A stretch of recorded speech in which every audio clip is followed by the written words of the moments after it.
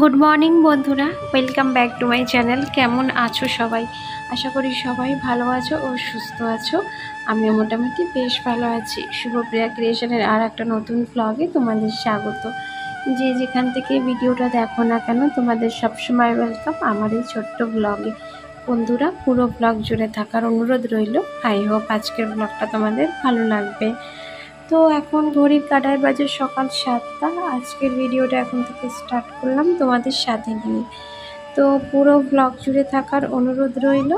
I hope ভালো লাগবে আজকের ভিডিওটা।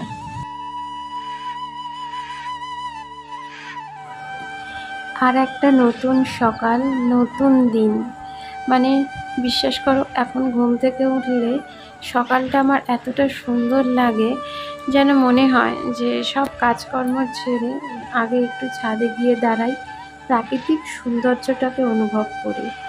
যেমন ধরো, গাছপালা তো আমাদের এখানে নেই, কয়েকটা গাছপালা রয়েছে চতুর্দিকে বাড়ি আর বাড়ি, কিন্তু মনে হয় যে যে কটা গাছপালা আছে ওদের দিকে তাকিয়েই চোখে সবুজ একটা অনুভব করি। আর তার সঙ্গে তো পাখিরা আকাশ থেকে অনবরত সকালে উঠতেই থাকে, তো সেগুলো না দেখলে ভীষণ ভালো লাগে। কিন্তু কি বলতো, যখন ছাদে যাই তখন আর ফোনটা নিয়ে যাওয়া হয় না, তো সেই জন্য না সেগুলো ক্যাপচারও করতে পারি না।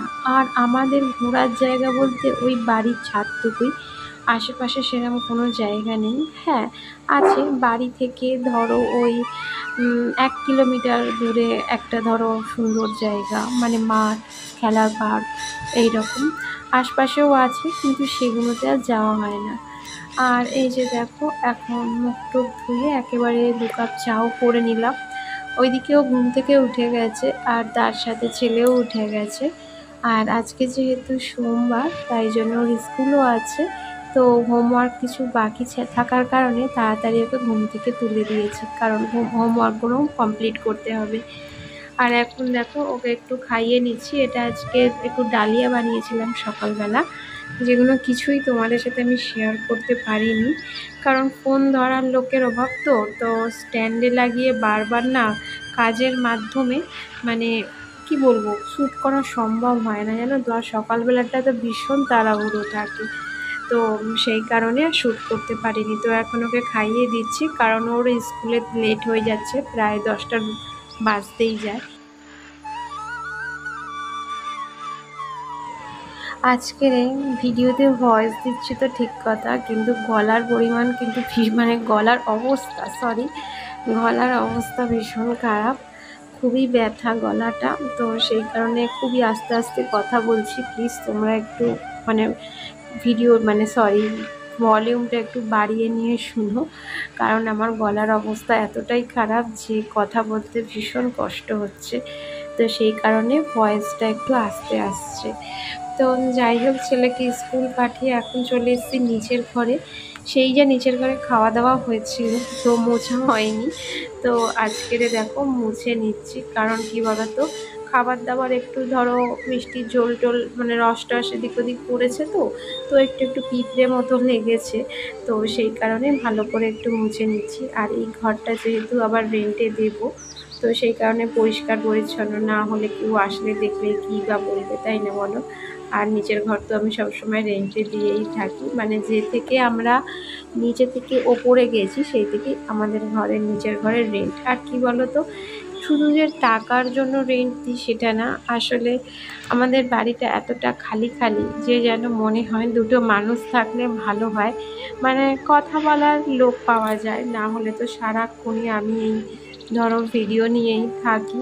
আর দেখতেই তো পাচ্ছ সারাদিন সংসারের কাজ, আর দুটো মানুষ থাকলে যেন মনে হয় যে না, আমাদের নিচের ঘরেতেও দুটো মানুষ রয়েছে। তো এত জোরে খিদে পেয়ে গেছে, কাজ করতে করতে ভাবলাম ফ্রিজ থেকে এই পনির স্টার্টারটা বার করে একটু চাটনি দিয়ে খাই। এটা না ছেলের জন্মদিনে যে খাবার দিয়েছিল তার মধ্যে, মানে তার থেকে দুটো বেঁচে গেছিলো, তো সেটাই এখন দেখো একটু হালকা গরম করে নিয়ে সস দিয়ে খাচ্ছি। আর এই যে বাটিতে যে সসটা দেখছো, বিশ্বাস করো এতটা টেস্টি সসটা দিয়েছিল, একটুখানি বেঁচে গেছিলো, তো সেটা না আমি রেখে দিয়েছি, কারণ ভেবেছি একদিন চিলি চিকেন বা অন্য কিছু একটু স্পাইসি করে বানাবো, ওতে দেবো।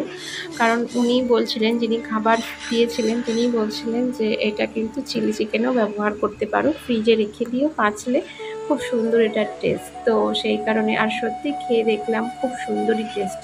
মানে যে সস আমরা বাইরে থেকে কিনে খাই ওর থেকে তো অনেক অনেক ভালো, যেহেতু ওটা একেবারে মানে কি বলবো প্রাকৃতিক পদ্ধতিতে বানানো, ওতে কিন্তু কোনো রকম পেঁয়াজ রসুন নেই। তো যাই হোক, কাপড় চোপড় কেচে নিয়ে চলে এসেছি ছাদে, কিন্তু সকালবেলা কিছু কাপড় চোপড় মানে শুকনো করতে দিয়েছিলাম, সেগুলো অলরেডি শুকনো হয়ে গেছে, এগুলো তুলেও নিচ্ছি। আর বিশ্বাস করো আজকে এত অস্বস্তিকর গরম, মানে কি বলবো, গরমে যেন একদম নাজেহাল অবস্থা হয়ে যাচ্ছে, এত পরিমাণে গরম। কিন্তু আকাশে মেঘ ভর্তি, না তো বৃষ্টি হচ্ছে না গরম কমছে, মানে একদম কি বলবো বিধি বিচ্ছিরির মতো একটা অবস্থা। তো চলো, নিজেও অনেক কাজকর্ম আছে, কতটা শেয়ার করতে পারবো আমি জানি না, কিন্তু আমি চেষ্টা করি সব সময় তোমাদের সাথে সমস্ত কিছুই শেয়ার করার। আর এই জামা কাপড়গুলো আপাতত এখন এভাবেই রেখে দিলাম, কারণ এগুলো ভাঁজ করার মতো সময় এখন নেই। আর এখানে কিছু জামা কাপড় না আমার বর সকালবেলা ভাঁজ করে রেখেছিল, মানে ওরই জামা কাপড় আর ছেলের কটা ছিল, তো সেগুলো এখন আলমারির মধ্যে তুলে রাখছি, কারণ যেহেতু ও ভাঁজ করে রেখেছে তাই আলমারিতে তুলতে তো বেশিক্ষণ সময় লাগে না, তাই না? আর এখন স্নান টান সেরে চলে এসেছি একেবারে ওপরে ঠাকুরকে পুজো দিতে। এর মধ্যে আমার রান্নাবান্নাটাও কমপ্লিট হয়ে গেছে, কিন্তু শ্যুট করা হয়নি। কিন্তু আর একটা ভাজা বাকি আছে, যেটা আমি একেবারে পুজো টুজো দিয়ে গিয়ে ভাত খাওয়ার আগে ভাজবো।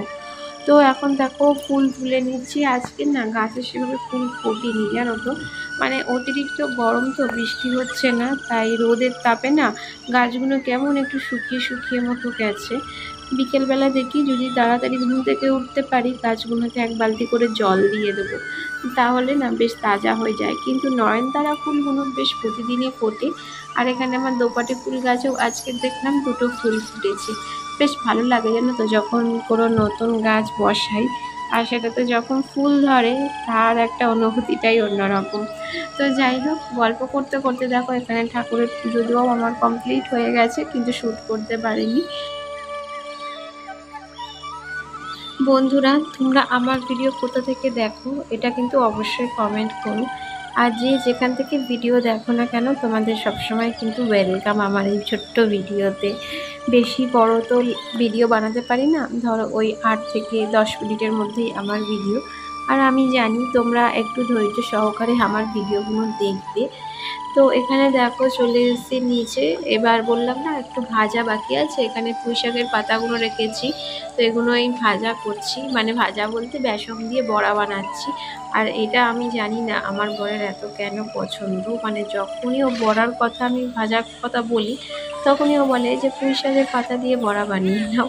মানে একবার করে দিয়েছি, খেয়েছে, সো সেটা একদম ওর মুখে লেগে গেছে, সো সেই কারণেই হয়তো এরকম করে। তো বন্ধুরা, আজকের ভিডিও এখানেই শেষ করলাম, আবার দেখা হবে নেক্সট ব্লগে। ততক্ষণের জন্য সবাই ভালো থেকো ও সুস্থ থেকো। আর এখানে দেখো গল্প করতে করতে বড়াটা আমার কালোই হয়ে গেল। না বন্ধুরা, শুধু গল্প করতে করতে না, আমার ছেলে ওইদিকে স্কুল থেকে তো চলে এসছে, তো ওকে জামা প্যান্ট খোলাচ্ছিলাম, তো সেই কারণে একটু কালো হয়ে গেল। তো আজকের জন্য টাটা, আবার দেখা হবে নেক্সট ব্লগে খুব তাড়াতাড়ি।